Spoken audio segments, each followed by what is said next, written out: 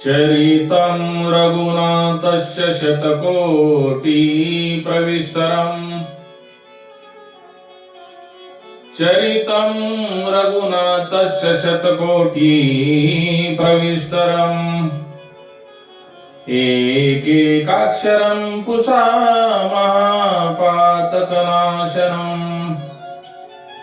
एकैकाक्षरं पुंसा महापातकनाशनम्।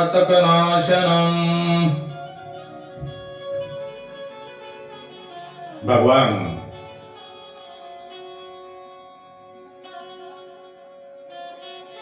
वामन रूपामध्ये प्रकट झाल्यानंतर त्यांचा जो मौजी बंधनाचा कार्यक्रम आहे तो संपन्न झाल्यानंतर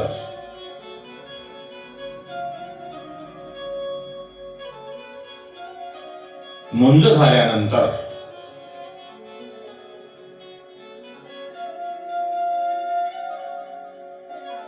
बटू वामन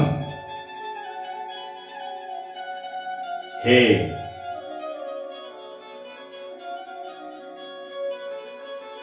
भिक्षा मागावयासाठी निघतात।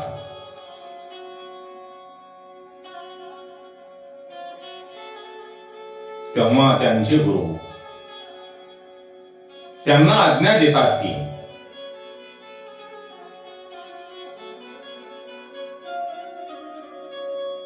हे वामन, आता तुम्ही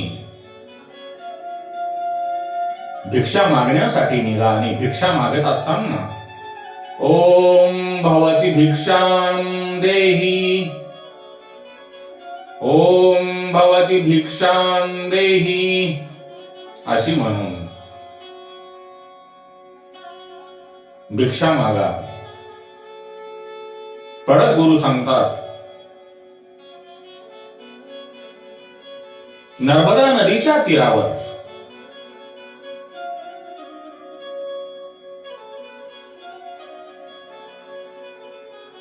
दैत्यांचा राजा जो बली आहे तो शुक्राचार्यांच्या आज्ञेनुसार 100 अश्वमेध यज्ञ करत आहे। तेथे तुम्ही जावा आणि ओम भवती भिक्षां देहि असे म्हणून त्यांना भिक्षा मागा। तेव्हा तिथून वामन हे निघतात। त्यांच्या हातामध्ये कमंडल, शरीरावर केवळ लंगोटी धारण केलेली, बगलेमध्ये मृगचर्म आणि कमरेला मेखला, हातामध्ये छत्र आणि दंड आणि स्वतः भगवंत असल्यामुळे त्यांच्या मुखावर ब्रह्मतेज तळपत होते। ज्या वेळेला भगवान वामन अवतारात पुढे चालत होते तेव्हा त्यांना रस्त्यामध्ये भेटणारी मंडळी किती भाग्यवान आहे।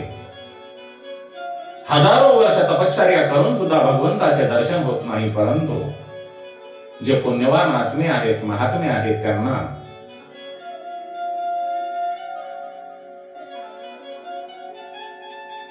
वामन अवतारातील भगवंताचे दर्शन होत आहे।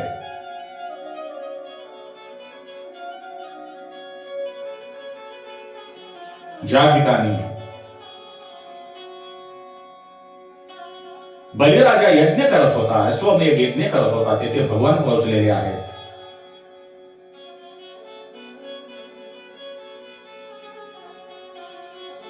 त्या यज्ञाच्या जवळ गेल्यानंतर भगवंताचे सुंदर असे रूप पाहून तेथील जे सर्व दैत्य जमलेले होते सर्व ते चकित झालेले आहेत। राजा बली सुद्धा म्हणतो, एवढा सुंदर रूपवान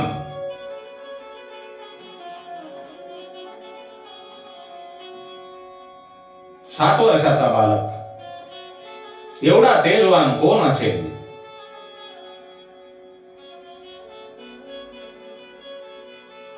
तो राजा म्हणतो, हे ब्राह्मण, हे बटुदेव,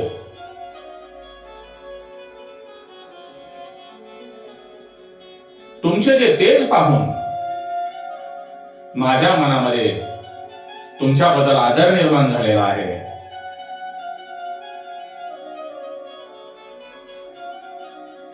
मी तुमच्या समोर नतमस्तक होऊन तुम्ही जे मागसाल ते मी तुम्हाला द्यायला तयार आहे.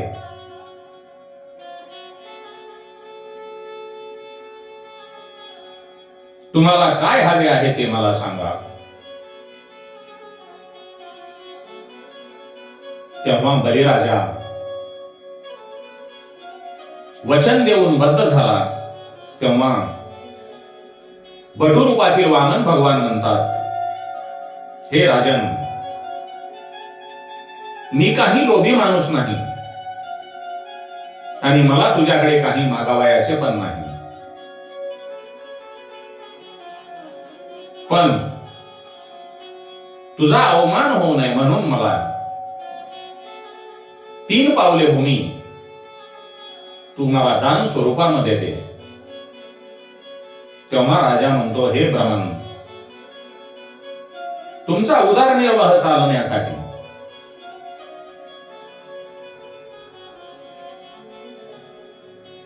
मी तुम्हाला काही गावे दान देतो, त्यांचा तुम्ही स्वीकार करा.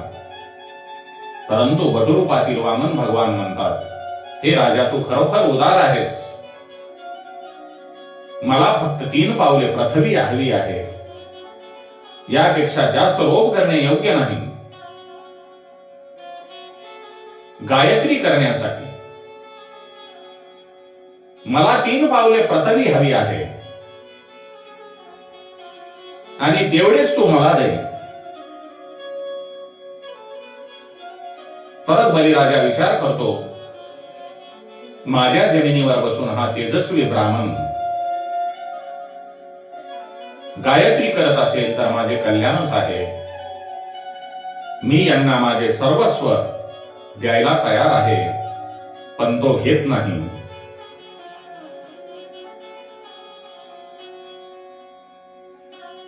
तेव्हा बलिराजा 3 पावले जमीन द्यायला तयार होतो.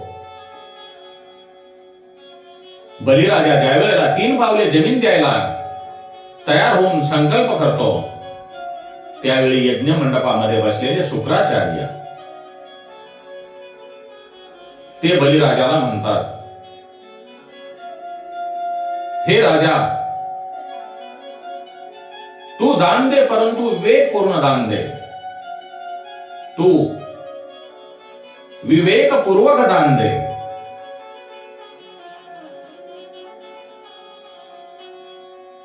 या बटू ब्राह्मणाची पावले केवढी असतील हे तू जाणत नाहीस. विवेकपूर्व दान म्हणजे 3 पावले जमीन मोजून देणे आणि विवेकपूर्वक दान न देणे म्हणजे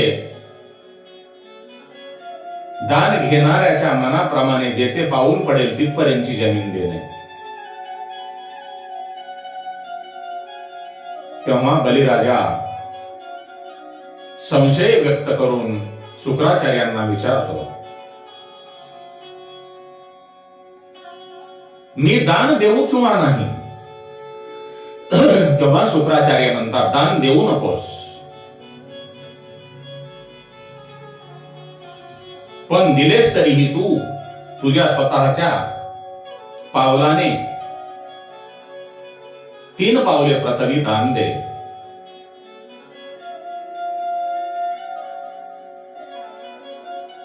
बटू वामनाच्या पायाने त्यांना तू 3 पावले पृथ्वी दान करू नकोस, कारण ते साक्षात विष्णू नारायण आहेत.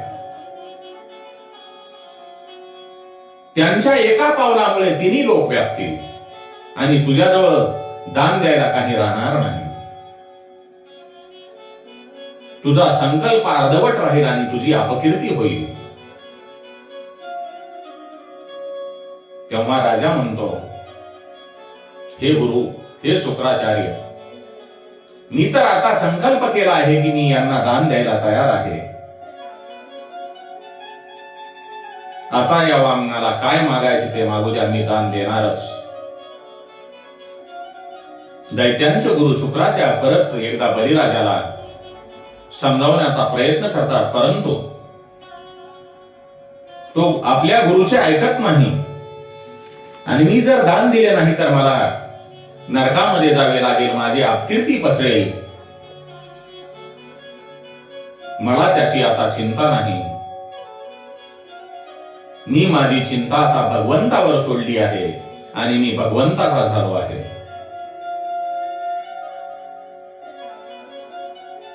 ज्या वेळेला बलिराजा संकल्प करण्यासाठी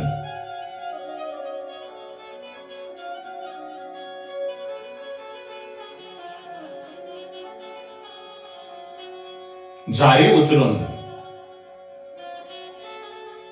त्यातील पाणी हातावर घेण्यामध्ये संकल्प करण्यास सिद्ध होतो, त्यावेळेला दैत्यांचे गुरु शुक्राचार्य हे जारीमध्ये जाऊन बसतात आणि जारीचे तोंड बंद करतात. त्यामुळे जारीतून पाणी बाहेर पडत नाही. तेव्हा वामन रूपामध्ये असलेल्या भगवंताला शुक्राचार्य हे जारीमध्ये बसलेले आहेत, त्यामुळे बाहेर पाणी पडत नाही हे लक्षात आल्यानंतर ते दर्भाची काडी घेऊन जारीमध्ये टोचतात. त्यामुळे दर्भाच्या काडीमुळे शुक्राचार्यांचा एक डोळा फुटतो. सर्व जगाला एकाच डोळ्याने म्हणजे समतेने निहाळावे असाच उपदेश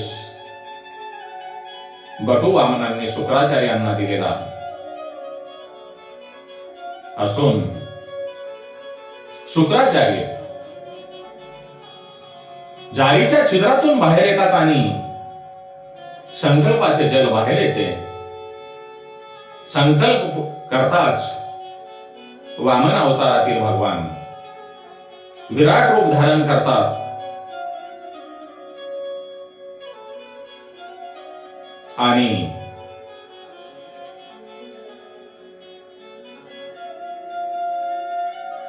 वामनांचे विराट रूप पाहून बलिराजा थक्क होतो. त्याच्या एका पावलामुळे पृथ्वीचे राज्य व्यापले जाते. दुसरे पाऊल ब्रह्मलोकामध्ये व्यापते आणि ज्या वेळेला तिसरे पाऊल ब्रह्मलोकामध्ये जाते त्यावेळेला ब्रह्मदेव भगवंताचे चरण कमल धुवून कमंडलूमध्ये ठेवतात आणि माता गंगेची निर्मिती होते.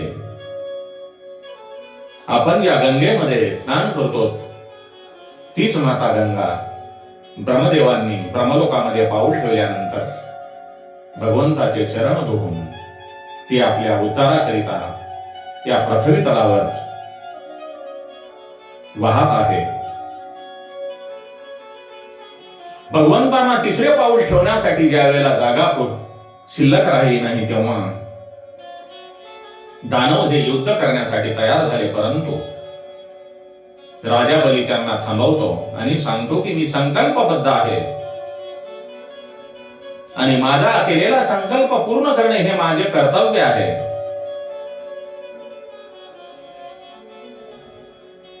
तेव्हा भगवंत विचारतात, हे बली मी आता तिसरे पाऊल कोठे ठेवू? तुझ्याजवळ आता काहीही शिल्लक राहिलेले नाही. बलिराजा भांबावतो, त्याला काही कळत नाही. तेव्हा त्याची पत्नी बलिराजाची पत्नी विंध्यावली ही वामन रूपातील भगवंताला सांगते, हे महाराज, या शरीरावरही आमची सत्ता नाही, कारण तुम्हीच आम्हाला जन्म दिलेला आहे. तुमची लीला अगाध आहे. तुम्हाला कोणीही दान देऊ शकत नाही. तुम्ही सर्वांचे पालनहार आहात. माझे पती म्हणाले, मी तुम्हाला दान देतो, पण तुम्हाला कोणीही दान देऊ शकत नाही. जे तुमचे आहे, जे तुमचे आहे ते तुम्हालाच दान देणे आणि तुम्हाला दान देण्याचा प्रयत्न करणे हा वेडेपणा आहे. मग विद्यावली आपल्या पतीला सांगते की तुमचे शरीर अजून शिल्लक आहे, हे शरीरच तुम्ही परमेश्वराला अर्पण करा. त्यांना सांगा की जे तुमचे तिसरे पाऊल आहे ते तुम्ही माझ्या मस्तकावर ठेवा. मस्तक हे बुद्धी प्रधान आहे. बुद्धीमध्ये दंभ आणि गर्व असतो. भगवंतांनी त्यांचे चरण जर तुमच्या मस्तकावर ठेवले तर दंभ आणि गर्वाचा नाश होईल. बलिराजा परम वैष्णव होता. समर्पणाचे रहस्य तो जाणत होता. तो वामनाला सांगतो, हे परमेश्वरा, आपण आपले तिसरे पाऊल माझ्या मस्तकावर ठेवा. या जगामध्ये माझे काहीच नव्हते, जे आहे ते तुमचेच आहे आणि तेच मी तुम्हाला अर्पण करीत आहे. मी कसलेही तुम्हाला दान केलेले नाही. माझ्या गर्वाचा आपण नाश केला आहे आणि आता माझे डोळे उघडले आहेत.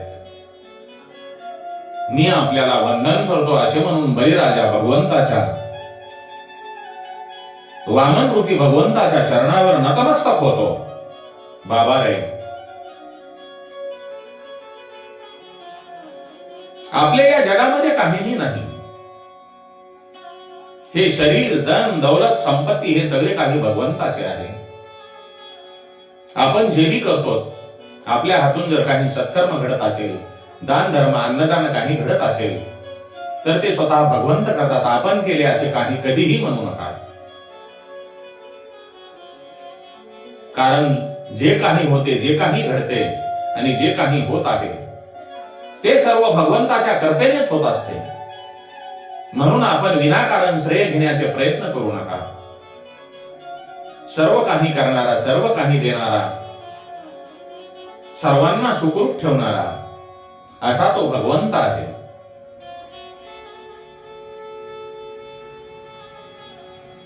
बलिराजा जेव्हा भगवंताच्या चरणावर नतमस्तक होतो तेव्हा तेथे भगवंताचा परम भक्त प्रल्हाद तेथे येतो. प्रल्हाद भगवंताला म्हणतो, हे परमेश्वरा,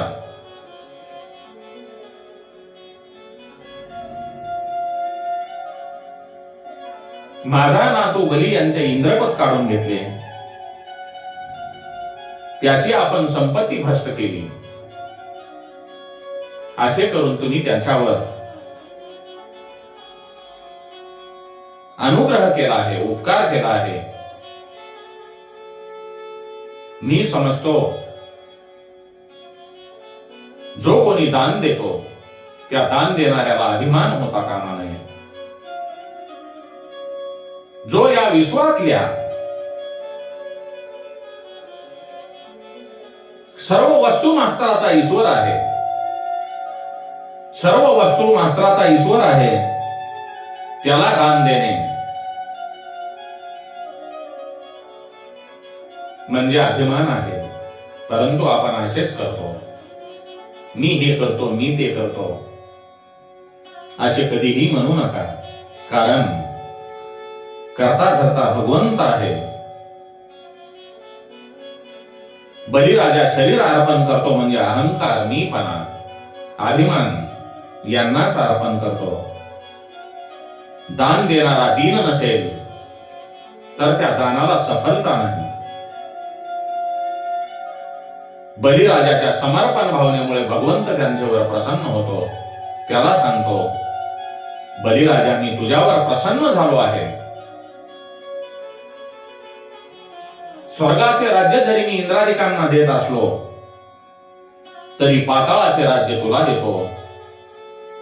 तेथे मी तुझा द्वारपाल होऊन राहील.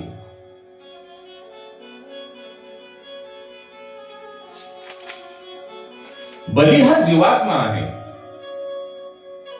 आणि वामन भगवान हे परमात्मा आहेत, जो संयमी आहे, ब्रह्मचार्य पाळणारा आहे, त्याला कोणीही मारू शकत नाही. परमात्मा आपल्या अंगणामध्ये येतो आणि 3 पावले पृथ्वी दान मागतो. म्हणजे परमात्मा जीवाजवळ येतो आणि 3 गोष्टी मागतो, तन, मन आणि धन. तनाने सेवा केली की शरीराचा अभिमान नष्ट होतो. मनाने सेवा केली की अहंकार नष्ट होतो. आणि धनाने सेवा केली की धनाचे प्रेम कमी होते, त्याचा मोह नष्ट होतो. तन, मन, धन यांचे दान दिल्यावर भगवान श्रीकृष्णांच्या रासलीलेमध्ये त्या जीवाला स्थान मिळते आणि त्याचे ब्रह्माशी मिलन होते.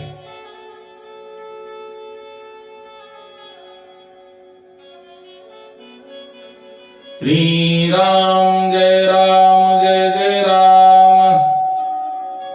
ओम नमो भगवते वासुदेवाय. कृष्णं वंदे जगद्गुरुं. ओम